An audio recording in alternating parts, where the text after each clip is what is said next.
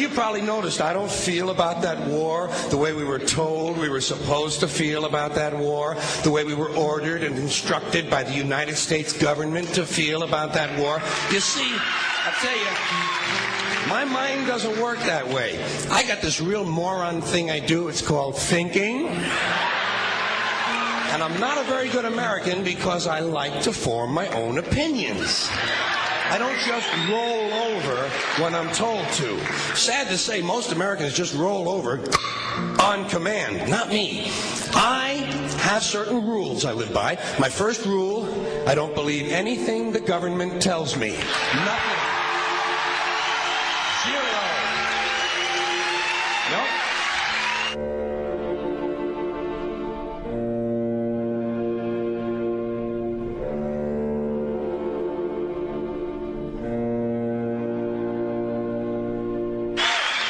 And I don't take very seriously the media or the press in this country, who in the case of the Persian Gulf War were nothing more than unpaid employees of the Department of Defense, and who most of the time function as kind of an unofficial public relations agency for the United States government.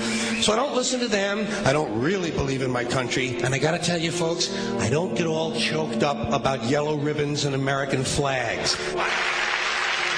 Now, to balance the scale, I'd like to talk about some things that bring us together. Things that point out our similarities instead of our differences. Because that's all you ever hear about in this country is our differences. That's all the media and the politicians are ever talking about, the things that separate us, things that make us different from one another. That's the way the ruling class operates in any society. They try to divide the rest of the people. They keep the lower and the middle classes fighting with each other so that they, the rich, can run off with all the fucking money. Fairly simple thing, happens to work. You know, anything different, that's what they're going to talk about. Race, religion, ethnic and national background, jobs, income, education, social status, sexuality, anything you can do, keep us fighting with each other so that they can keep going to the bank. You know how I describe the economic and social classes in this country? The upper class keeps all of the money, pays none of the taxes. The middle class pays all of the taxes, does all of the work. The poor are there just to scare the shit out of the middle class. Keep them showing up at those jobs. Politicians know that word. They use it on you. Politicians have traditionally hidden behind three things: the flag, the Bible, and children. No child left behind. No child left behind. Oh, really? Well, it wasn't long ago you were talking about giving kids a head start. Head start, left behind? Someone's losing fucking ground here.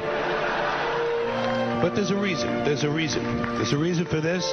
There's a reason education sucks, and it's the same reason that it will never, ever, ever be fixed. It's never going to get any better. Don't look for it. Be happy with what you got. Because the owners of this country don't want that. I'm talking about the real owners now. The big, the wealthy, the real owners, the big wealthy business interests that control things and make all the important decisions. Forget the politicians. They're irrelevant. The politicians are put there to give you the idea that you have freedom of choice. You don't. You have no choice. You have owners. They own you.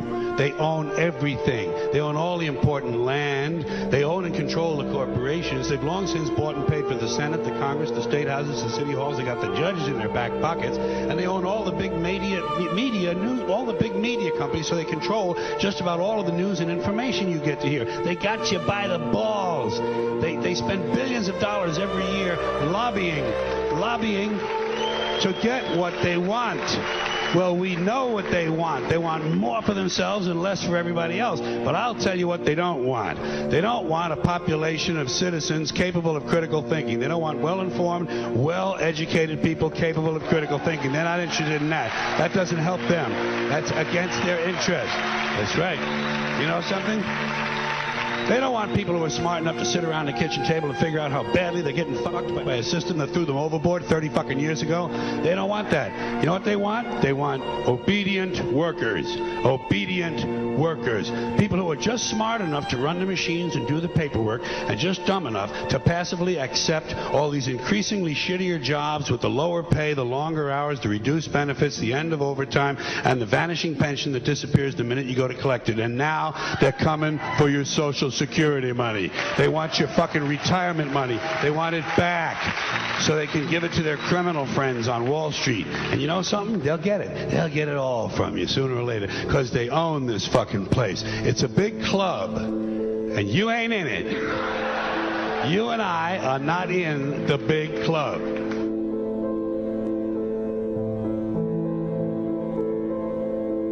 The greatest form of control is where you think you're free when you're being fundamentally manipulated and dictated to. One form of dictatorship is being in a prison cell and you can see the bars and touch them. The other one is sitting in a prison cell but you can't see the bar, you think you're free.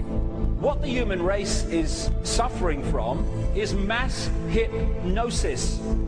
We are being hypnotized by people like this. Newsreaders, politicians, teachers, lecturers. We are in a country and in a world that is being run by unbelievably sick people. The chasm between what we're told is going on and what is really going on is absolutely enormous. The greatest hypnotist on planet Earth is a oblong box in the corner of the room. It is constantly telling us what to believe is real. Historically, the control and manipulation of political opinion has been the Freemasons' main weapon in gaining control of countries and states.